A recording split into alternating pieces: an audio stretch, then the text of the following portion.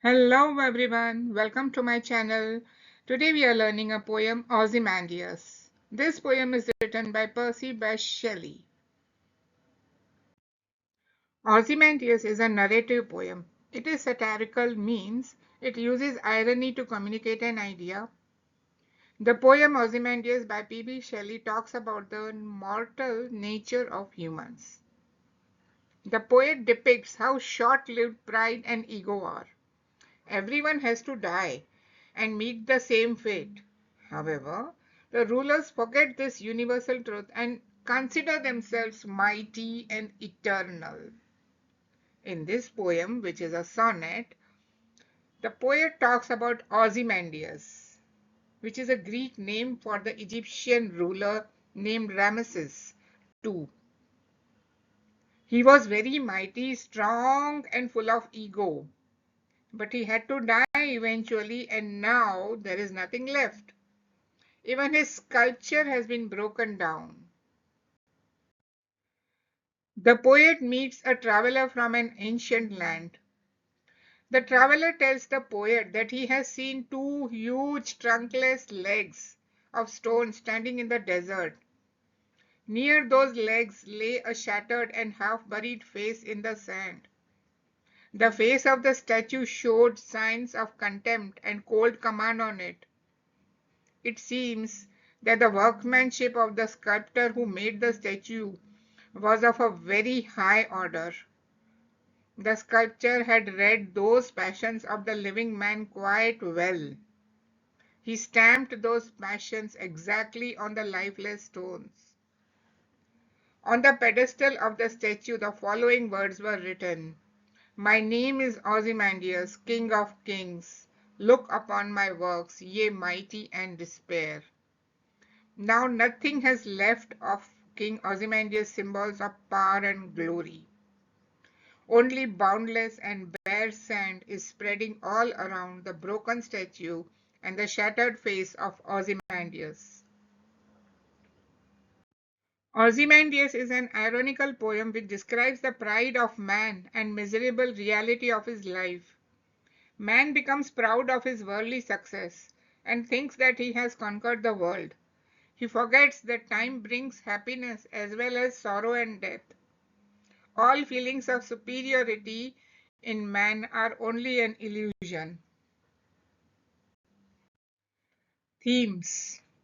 Time doesn't discriminate. No matter what we do, our lives are insignificant.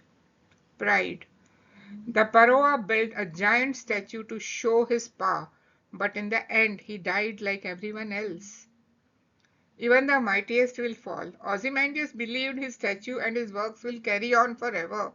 Obviously not the case. Life versus death. The comparison between the statue being realistic and alive and the statue and the person it was done for is dead. Power and powerlessness. Power doesn't last forever. How does Shelley create a negative image of the ruler Ozymandias in the poem? Shelley creates a negative impression of the king in the poem Ozymandias by highlighting his proud and vain character. He considered himself mighty and strong, and therefore he created a statue. He placed a board saying, "King of Kings." How does Shelley present the theme of power in the poem Ozymandias? The imagery in Ozymandias is vivid but limited in scope. The poem contains one central image, the shattered statue of Ozymandias, the Egyptian king. The physical characteristics of the statue convey the poem's themes, the transient nature of human life, and the ultimate futility of fame, fortune, and power. In the poem, Shelley contrasts Ozymandias' boastful words of power with the image of his ruined statue lying broken and forgotten in the sand.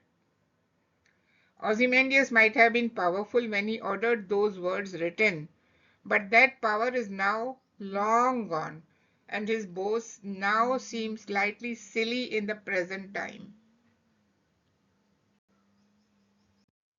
What conclusion does the poet draw in the poem Ozymandias? Shelley has highlighted the importance of good deeds which remain in this world forever. The passage of time destroys even the most powerful or mightiest person or thing in the world. Thus, we should not be boastful, egoistic, or live with pride. Instead, we should live a life of simplicity. What message do the words on the base of the statue convey? The words on the pedestal of the statue implies the pride, arrogance, and vanity of King Ozymandias. He asked the mighty to look on to his work and despair because of his pride and arrogance. He never realized that material prosperity, pomp, and glory are subject to decay and destruction. Nothing is permanent in this world. Only the ruins of the statue remained. Neither the king nor his empire survived the onslaught of time. The inscription on the statue merely implies man's hollow pride and futility. The traveler comes across a fragmented statue in the vast desert. He saw two trunkless legs of stone standing in the desert. The huge size of the legs indicated the colossal size and appearance of the statue. The broken face of the statue was lying half sunk in the sand near the statue. The half visible face bore an expression of king's pride and arrogance. The frown and wrinkled lips were visible on the broken face of the statue, which revealed that the sculptor very well knew the passions of the king and he engraved them on the face of the statue. On the pedestal of the statue were inscribed the words, "My name is Ozymandias, King of Kings. Look on my works, ye mighty, and despair." Bring out the irony in the words, "My name is Ozymandias, King of Kings. Look on my works, ye mighty, and despair," as inscribed on the pedestal of the statue. What lesson does this irony teach us? Ozymandias, a powerful king of Egypt, was proud of his glory and achievements. He got a statue built in his name and tried to get himself immortalized. The irony that the statue couldn't withstand the powerful influence of time, and with the passage of time it was destroyed. The statue lay broken in the lonely sands, symbolizing that time is powerful, everything in this life is ephemeral and transient. The irony from the poem leaves us with a powerful message: nothing stays forever. Everything in this world decays with time. The poem highlights the vanity of human glory and power. What kind of feelings does the poem create in the reader's mind? Shelley points to the bitter reality of time. An individual passes away, and with him all signs of his existence and superiority disappear. There remains nothing behind but the sand which stands for wastefulness and destruction. Overarching ambition never lasts, and the reader feels that nobody can win against nature as it's indestructible. No matter what we do, our lives are insignificant. What are the expressions of the king as stamped on the statue? The expressions frown and wrinkled lip and sneer of cold command were stamped on the statue of the king Ozymandias, while the half-visible face of the statue bore an expression of king's pride, arrogance, and vanity. The expression on the statue suggests that Ozymandias must have ruled with a lot of power over his subjects. What idea is carried forth in the lines, "Boundless and bare, the lone and level sands stretch far away"? The poet has used these words to create exaggeration in the reader's mind. The lines "boundless and bare, the lone and level sands stretch far away" indicated that the fragmented statue of King Ozymandias was lying in the sands of a vast desert.